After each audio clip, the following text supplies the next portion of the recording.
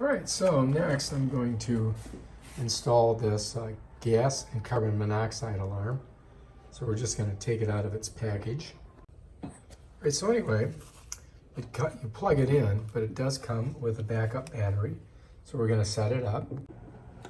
All right, so anyway, in the back here you have this, and you have to push these up. And then this, once you get it pushed up, you can pull this out, and it pops out. It doesn't come out easy, but it does come out.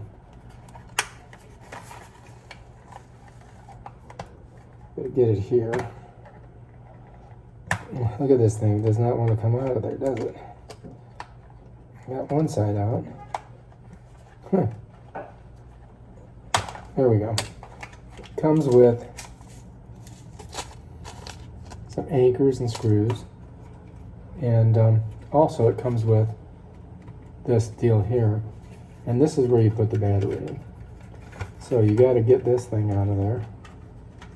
Of course, that's this is ridiculous. See if I can pull it. There we go. So there's your battery thing. All right, it does have a warning in here. It says battery has been removed. All right, so that's telling me your battery's removed. So to put the battery in, it's pretty simple. Just gotta push, whoops, just like that. It gives you a little alarm. And then you just slide it back in, like that. So here it is. Slide it in, bam, done. All right, this thing's ready to go. Because I think I'm just gonna plug it right in the wall, right next to the gas thing. So that's done. Then we just put this back on. Gotta slide it like that, and it gives us a thing.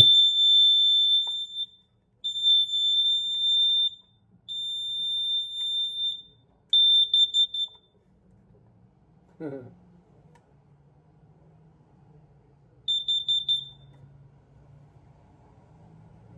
I'm not sure, I've got to calibrate it. It says that's a test, that's a peak level. So apparently it's working.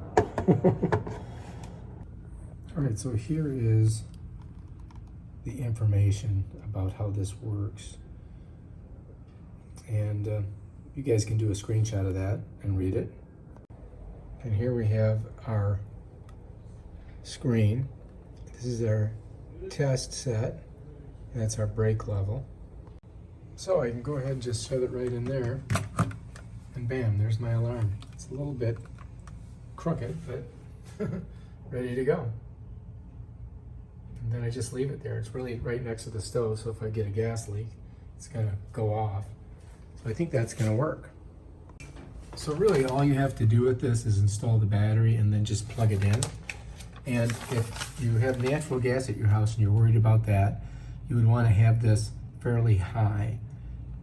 If you have propane, because propane is heavy and tends to drift lower, you would want to install this low. So depending on if you have a gas stove or a propane stove, you would put it as high as possible or as low as possible. All right, so once you plug it in, it's going to give you a test when you put the battery in. You can hear those sounds.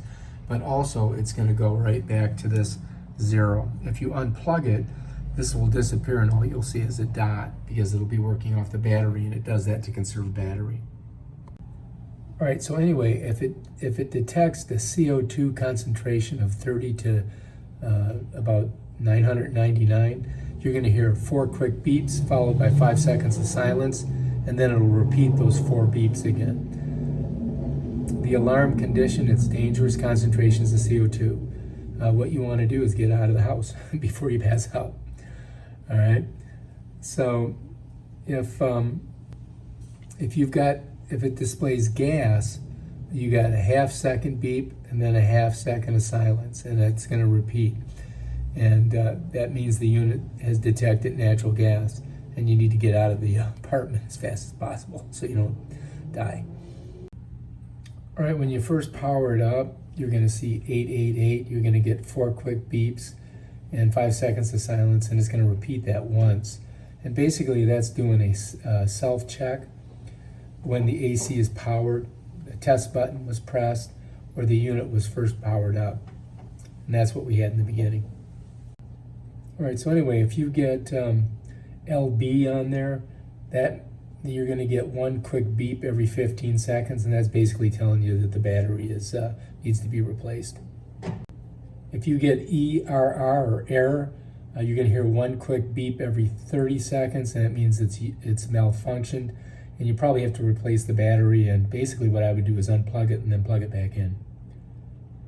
So if you see a blank screen, or really actually the screen you're looking at right now, which is a 0 with a little dot next to it, that means you've got normal operation and everything's working properly and your battery is good.